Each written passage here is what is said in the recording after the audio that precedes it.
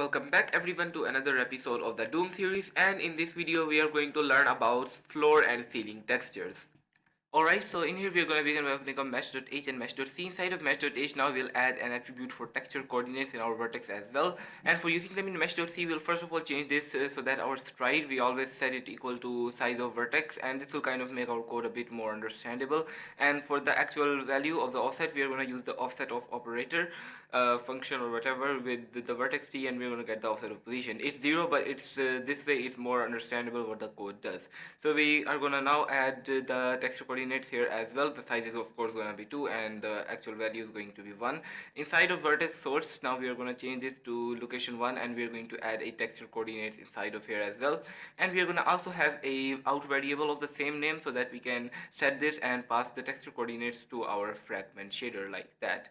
Now inside of our fragment shader, we are going to of course get these values. So we're going to say in vector texture coords, and now we can run everything and give same results, which means our vertex data is correct.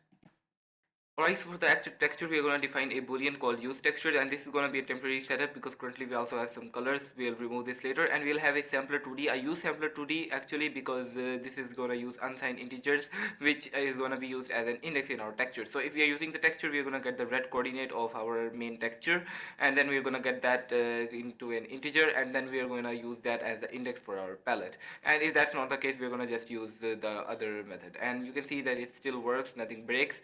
And now inside of our main program, we are going to also add a use texture location variable here, which is going to represent the uniform location for that. And in here we are going to set the texture location for the actual texture, you know, the one we're going to use for drawing, to be 1, so that we can use gl texture 1 to assign the texture here. And we're also going to go ahead and say use texture location here, and we're going to say use texture, and we're going to set our use texture location so that we can set this to false or true depending on whether we are using a texture or not. Now inside of render.h, we are going to create a function called render set draw texture, which is going to be similar to the ladder texture function, except that it's going to set the texture for the actual drawing. Now inside of here, we are going to just go ahead and use gl active texture to set it to gl texture 1, not 0. And here we are going to use gl bind texture with our gl texture 2d, and we're going to pass it our texture id here. And afterwards, we are going to go ahead and check if our texture is equal to 0. If that's the case, we are going to set the uniform 1i, we are going to set use texture location to 0, which means false. And we are going to also if that's not the case, then we are going to actually only bind the texture if that's not the case, and we are also going to set this to true.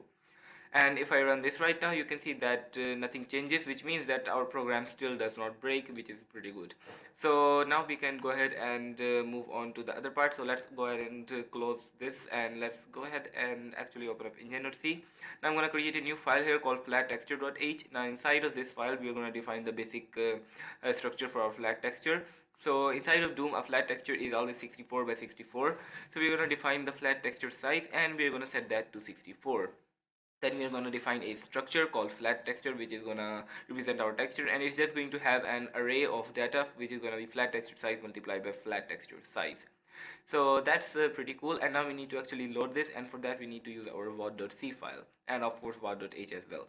So we're gonna get our read playval function. Let's actually move the graphics related reading function down here, and we're going to use another function that will return an array of flat textures, and we're going to call this wad read flats. And it's going to take input as an integer pointer to num, which means that it's going to set the actual number of textures that it read in here. And now we can move on to var.c. Inside of this, we are going to go ahead and implement this function here. Alright, so in here we are going to begin by, first of all, we'll define a integer called f start, and in Doom all flats are between the lumps f start and f end.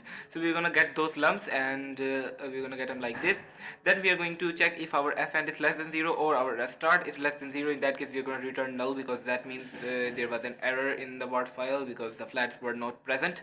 Anyways, we're going to set our number of flats to, and also we'll also check if the pointer is null before doing that, and we'll set our number of flats to f start minus f end minus 1, because f start is not included. We subtract an extra 1. Then we'll create an array of flat textures called flats. We'll allocate the correct size of it multiplied by the number of flats that we've got, and then we'll just return this. Now for actually setting these flats correctly, we are going to go ahead and begin by say for int I is equal to f start plus 1, we are going to start at f start plus 1 and go until f end, and we are going to just for each of those there might be some sub marker lumps inside of this. For example, f1 start, so we are going to make sure that the size of the lump that we are currently reading, var lumps I dot size, is not if it's not equal to flat texture size multiplied by flat texture size, we are going to continue, which means that it is not a correct flat. Otherwise, we're gonna get our I subtract f start minus 1 from it to get it from 0 to the actual number of flats, and we're gonna copy the lumps whole data into this, and that's gonna be flat texture size multiply flat texture size, which is 64 by 64. Anyways, going here inside of engine.c, we are gonna go ahead and define a static int here called number of textures, actually make it number of flats, and now we're gonna go ahead and change it to size t. I think it would be more appropriate to use size t instead of integer here. Inside of what.c, we'll change this as well. Inside of what.h, we will change this here as well, and yeah, that should work correctly. And now we are gonna go ahead and actually load the flats and everything. So we're gonna go ahead and say what read flats, and we're going to say we're gonna pass it an address to our number of flats and our what file. Then we're gonna get the result of it and set it into our flats. We're gonna run make, and you can see it results in a segmentation fault. That is because of a couple of mistakes here, so we need to decrement the number of flats that we get, and we're going to actually have to subtract start from n and not the other way around. And you can see nothing changes, that we do not get the segmentation fault anymore, so that works. Now inside of flat texture.h, we'll create a function which we'll call generate flat texture, and it will take a flat texture pointer to a flat texture. Actually, let me make it const pointer, and we're going to go ahead and implement this in flat texture.c. So in here we're going to include flat texture.h, also include glglue.h, and paste this function here. And now for the implementation of this, we are going to define a texture id. We're going to return the texture id, and actually let's open up palette.c, and in here you can see that we are doing all of this, and it's very similar to how we'll do it here. So we're going to just copy that part of the code over, and now we are going to change the texture 1d to texture 2d. And another thing we'll change is that we'll change this to gl red integer. And since we are using flat texture size here, we'll pass in flat texture size. We'll change this to GL text image 2D, and we'll use our flats data here. Also, one more thing is that we'll change this to GL R8 UI so that we can access this as unsigned integers inside of our shader program. And we're going to change this to GL repeat because we won't bother normalizing our texture coordinates, so this must be set to repeat. And yeah, that's pretty much all we need to do, and that should generate the flat texture correctly for us. And now inside of here, we are going to define a static array of GL units called flat textures, and we don't actually need the actual flat data, we only need the textures.